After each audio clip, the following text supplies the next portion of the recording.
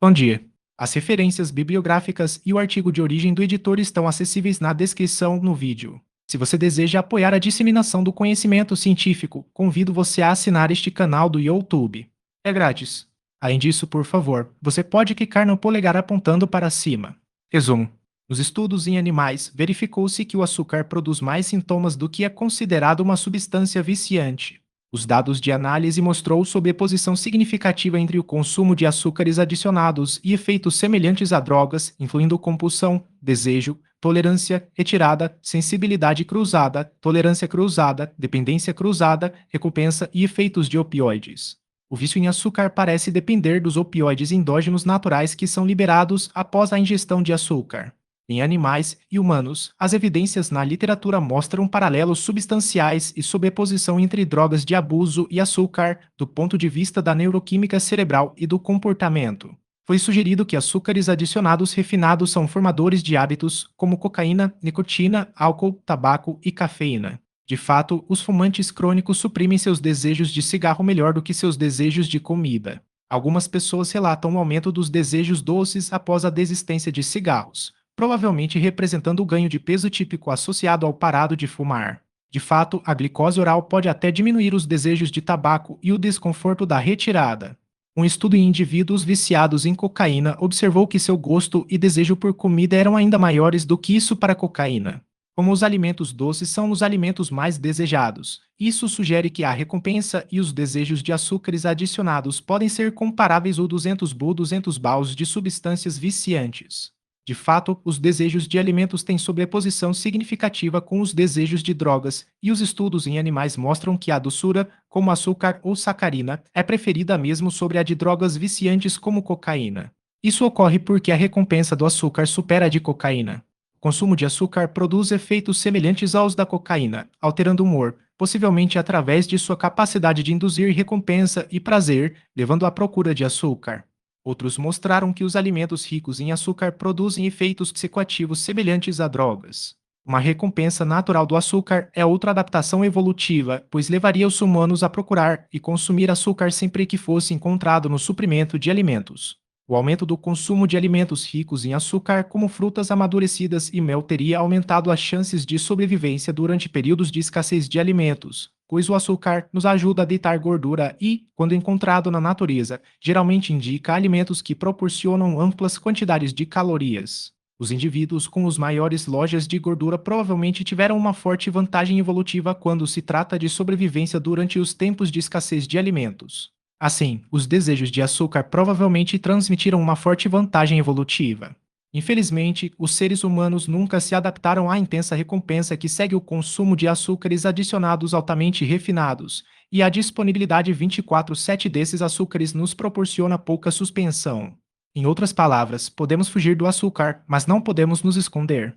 As formas mais comuns de açúcar adicionados são sacarose, açúcar de mesa e xarope de milho com alto teor de frutose. Cada um contém a glicose e frutose simples. Essa recompensa não natural do consumo de açúcar superando a dos medicamentos de abuso aumenta demais nossos mecanismos de autocontrole que nos predispõem ao vício em açúcar. De fato, substâncias doces são extremamente gratificantes para seres humanos e outros mamíferos, mas parece haver diferenças genéticas na força dessa preferência por doçura. E com o recente adoçante da dieta mundial, seguiu um aumento dramático no consumo de açúcar. A razão pela qual podemos não conseguir desistir das coisas doces é porque as sensações doces são um dos prazeres sensoriais mais intensos que os humanos experimentam nos dias modernos. Nossa busca por substâncias açucaradas excede qualquer necessidade metabólica. E não há necessidade fisiológica para consumir um único grama de açúcar adicionado, pois tecnicamente não existe um carboidrato essencial ao contrário do para proteína ou gordura. No entanto, como discutimos anteriormente, o consumo de frutose desempenhou um papel crítico na evolução humana. Embora os indivíduos possam prosperar claramente e sobreviver sem adição de açúcar, as espécies humanas provavelmente não teriam sobrevivido por muito tempo sem o desejo e o consumo de fontes naturais de frutose. A questão da atratividade de doces nos seres humanos é ainda mais complicada pelo fato de os indivíduos perceberem a doçura de maneira diferente. A tendência de experimentar o vício em açúcar refinados provavelmente está enraizada tanto na percepção do sabor doce quanto na preferência de cada indivíduo, provavelmente refletindo fatores genéticos. Assim, embora os seres humanos tenham a capacidade de se tornar viciado em açúcar, a tendência a fazê-lo é provavelmente multifatorial. O açúcar se comporta como uma droga. Atualmente, o açúcar foi refinado ao estado de uma substância química. De fato, quando a bengala de açúcar é esmagada e drenada de todo o seu conteúdo líquido, resumido em um xarope, abalado e depois despojado de todas as suas vitaminas, minerais e melaço, ficamos com cristais brancos puros. Esse processo de extração e refinamento é semelhante ao de outros cristais brancos viciantes, ou seja, cocaína da folha de coca e ópio da semente vagem de papoula. Assim, é o refinamento do açúcar que aumenta significativamente suas propriedades viciantes. Durante nossa história evolutiva, só tivemos acesso à frutose em mel, frutas e certos vegetais, e nessas fontes fibras e outras substâncias estão presentes que lentamente limitam a absorção da frutose. Com baixos níveis de consumo de frutose típicos de nossa história evolutiva, cerca de metade é convertida em glicose e um quarto é convertido em lactato. Muito pouco frutose é convertido em gordura quando o consumo está em um nível baixo e a síntese de ácidos graxos também não é regulada.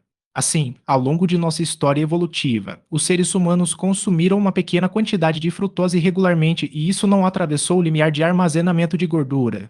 Somente quando eles ocasionalmente se espalharam por frutose depois de encontrar uma colmeia ou um grande suprimento de frutas amadurecentes, armazenaria gordura extra. É importante ressaltar que os antioxidantes naturais contidos nesses alimentos naturais teriam diminuído a formação de lojas de gordura inflamatórias ao contrário do consumo de açúcares adicionados. Mas o açúcar se comporta como uma droga de abuso. Observou-se que o mesmo aumento na ligação do receptor da dopamina D1 e diminuição da ligação do receptor D2 no estriado que ocorrem com a administração de cocaína também ocorrem com acesso intermitente ao açúcar ou glicose. Os ratos com acesso intermitente ao açúcar também têm a mesma diminuição no mRNA do receptor D2 no núcleo accumbens que ocorre com morfina e cocaína. Além disso, o mesmo aumento na ligação do receptor Mi que ocorre com cocaína e morfina ocorre com a ingestão intermitente de açúcar. E, finalmente, a mesma liberação de dopamina e redução na acetilcolina extracelular no núcleo accumbens indicando tolerância que ocorre com a injeção de morfina ocorre com a compulsão do açúcar. A figura 1 fornece um esquema do vício em açúcar. A conexão de açúcar-drug vai ainda mais longe, pois a transferência de dependência pode ocorrer entre açúcar e drogas de abuso e álcool. Alguns pacientes com sobrepeso podem transferir seu vício em alimentos com alto teor de açúcar para medicamentos viciantes após a cirurgia para perda de peso. Em um estudo, os pacientes com cirurgia para perda de peso que relataram problemas de cirurgia de perda de peso pré-peso com alimentos com alto teor de açúcar tinham mais probabilidade de ter distúrbios de uso de substâncias de início recente após a cirurgia. A caixa 1 resume como os açúcares adicionados, açúcar refinado e xarope de milho com alto teor de frutose se comportam como drogas de abuso. Para entender se o açúcar é viciante, precisamos entender o vício em drogas. Tomemos, por exemplo, o vício em opiáceos, que pode ser diagnosticado se a naloxona, um antagonista de opiáceos, produzir sinais de retirada subsequentes. Surpreendentemente, é exatamente isso que ocorre quando os animais são alimentados com açúcar e depois recebem naloxona. Mais importante ainda, a retirada que ocorre com naloxona nesses animais que comeram açúcar é semelhante à encontrada com nicotina ou morfina. O vício em açúcar parece ser uma dependência dos próprios opioides endógenos naturais do corpo que são liberados na ingestão de açúcar. De fato, existem paralelos substanciais e sobreposição entre drogas de abuso e açúcar do ponto de vista da neuroquímica cerebral e do comportamento. Então, de volta à pergunta: o açúcar é viciante? O termo vício é geralmente reservado a drogas de abuso, ou seja, cocaína, heroína, morfina, nicotina e álcool, e é muitas vezes usado sinônimo de dependência. O Manual Diagnóstico e Estatístico de Transtornos Mentais, a quinta edição, define distúrbio do uso de substâncias, ou seja, vício se pelo menos 2 a 3 critérios sintomas existirem de uma lista de. Isso foi uma mudança do Manual Diagnóstico e Estatístico de Transtornos Mentais, quarta edição, que categorizou o abuso de substâncias e a dependência de substâncias como distúrbios separados, e o abuso de substâncias exigia apenas um critério. No Manual Diagnóstico e Estatístico de Transtornos Mentais, a quinta edição, que essas duas categorias foram combinadas em transtorno do uso de substâncias. Também é interessante notar que o transtorno da compulsão alimentar foi adicionado ao Manual de Diagnóstico e Estatístico de Transtornos Mentais, quinta edição. Os alimentos doces e com alto teor de gordura são preferidos por aqueles com distúrbios alimentares e que essas preferências são mediadas pelo sistema opioide endógeno.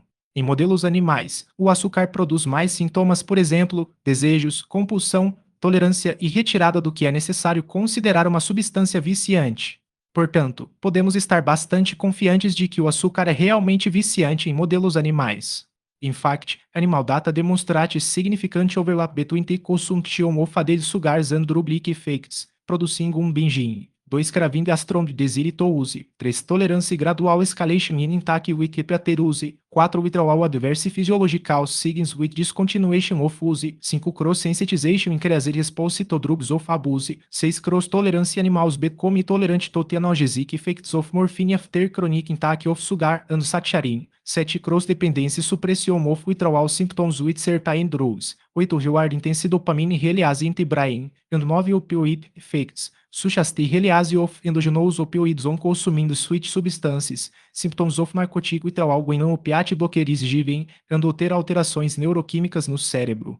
Uma pessoa pode se tornar viciada em açúcar devido à dependência de seus próprios opioides libertados endogenamente. Isso é particularmente revelador ao olhar para pacientes com anorexia que podem ser viciados em fome pela mesma via de dependência que ocorre ao comer açúcar, ou seja, dependência de opioides liberados endogenamente que ocorre durante a fome.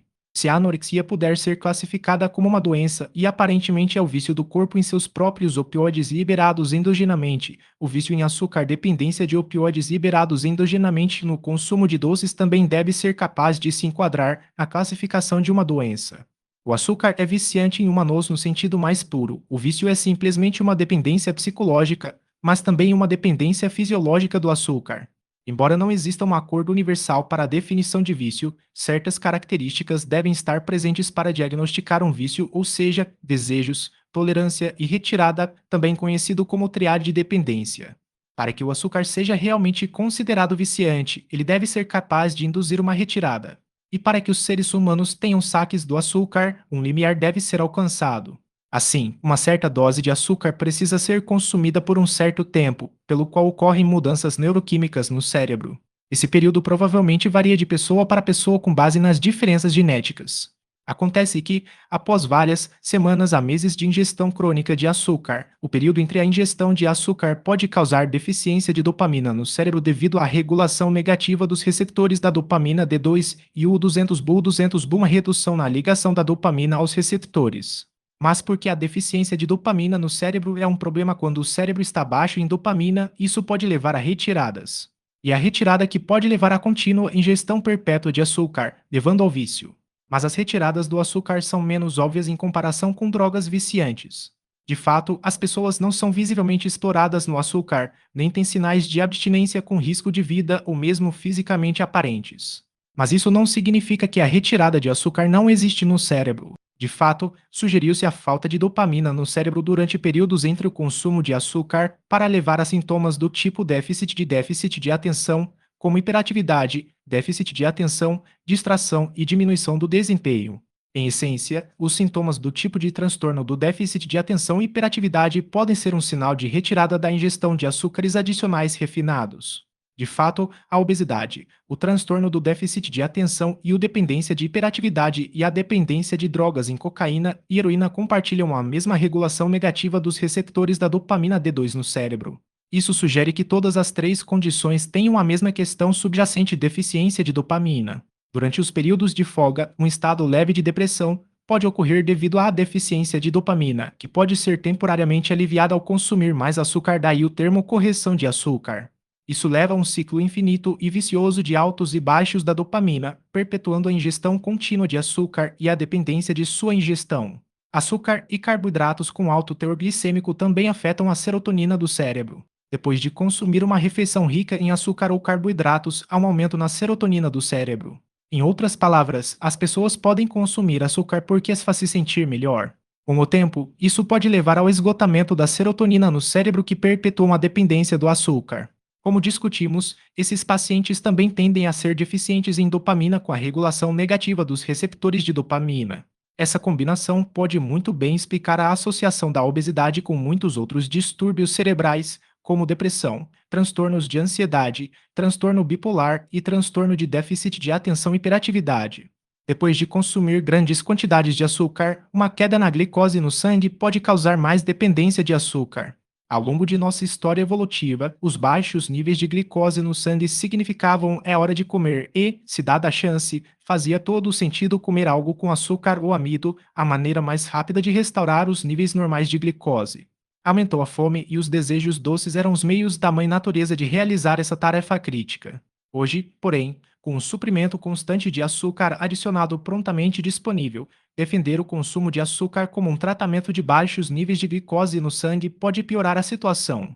Como agora se estima que cerca de 0 milhões de americanos tenham resistência à insulina, grande parte da população pode estar em risco particular de dependência de açúcar. O vício em açúcar pode predispor ao vício em drogas. O açúcar produz efeitos semelhantes a drogas que podem aumentar o risco de dependência de drogas. De fato, o açúcar pode ter um efeito de Gateway, pois cruzou-se com drogas de abuso. No entanto, esses efeitos nem sempre são reproduzíveis e mais trabalhos em humanos são necessários para elucidar totalmente esses efeitos. O consumo de açúcar causou um aumento na ingestão de álcool durante períodos de abstinência de açúcar. Os ratos recebidos injeções diárias de anfetamina tornam-se hiperativas após a degustação de açúcar. Isso ocorre mesmo quando são usadas baixas doses de anfetamina. Verificou-se também que o açúcar se sentenciou com cocaína e pode levar à sensibilização ao agonista da dopamina quinpirolo. Esses dados sugerem que o consumo de açúcar pode sensibilizar o sistema de dopamina cerebral, contribuindo para o dependência e abuso de polissubstância. Além disso, os animais que preferem doçura se auto-administrarão a cocaína a uma taxa maior, o que pode ser devido aos efeitos dopaminérgicos, colinérgicos do açúcar e efeitos estimulantes de estimulantes, como dexampamina, metilfenidato e modafinil, embora menor em magnitude. A glicose post-digestiva pode ativar o circuito de recompensa de dopamina cerebral independentemente do sabor doce, e esse apetite doce pode até ser estimulado pela presença de glicose no trato gastrointestinal. Ao contrário do vício em drogas ou álcool, em geral o vício em açúcar tem pouco impacto social negativo direto sobre indivíduos ou suas famílias. O vício em açúcar tem um impacto claro em nossa saúde coletiva e isso nos torna gordos e metabolicamente doentes. A frutose em sacarose, mel, xarope de milho e frutas com alta frutose têm pouco impacto no armazenamento de gordura quando é consumido em pequenas quantidades. Foi claramente como os humanos interagiram com açúcares simples na maioria das vezes no passado. Nossos ancestrais antigos compulsavam frutas ou mel quando estavam disponíveis, mas esses episódios eram claramente esporádicos. No mundo de hoje, com a disponibilidade 24/7 de alimentos altamente processados ou 200 carregados com açúcares adicionais, esses episódios de desejo e compulsão seriam quase constantes, levando a uma ingestão acentuada de frutose. O consumo excessivo de frutose promove o armazenamento de gordura, especialmente no fígado. Isso suporta o velho ditado "a dose faz o veneno". Com base nas evidências acima mencionadas, o açúcar atende a muitos dos critérios para uma substância de abuso e pode ser potencialmente viciante em humanos. Alterações que ocorrem na neuroquímica do cérebro com medicamentos são semelhantes, embora menores em magnitude, àquelas que resultam da ingestão de açúcar. Devido à natureza do vício, é improvável que simplesmente dizer às pessoas para consumir menos açúcar seja bem-sucedido.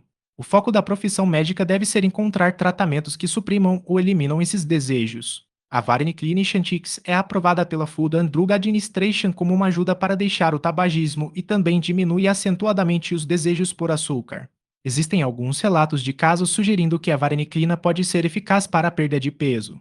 Foram relatados certos suplementos como o picolinato de cromo e a L-glutamina como os desejos doces, mas até o momento a pesquisa sobre esses suplementos foi limitada. O picolinato de cromo parece ser especialmente eficaz para pacientes com distúrbio alimentar e depressão compulsoso. Infelizmente, como é o caso de muitos suplementos, atualmente não temos grandes estudos controlados usando esses suplementos. Em conclusão, agora é a hora de chutar o hábito e dizer adeus às coisas doces para sempre. Felizmente, no futuro teremos tratamentos médicos mais eficazes que nos ajudarão nesse empreendimento crítico.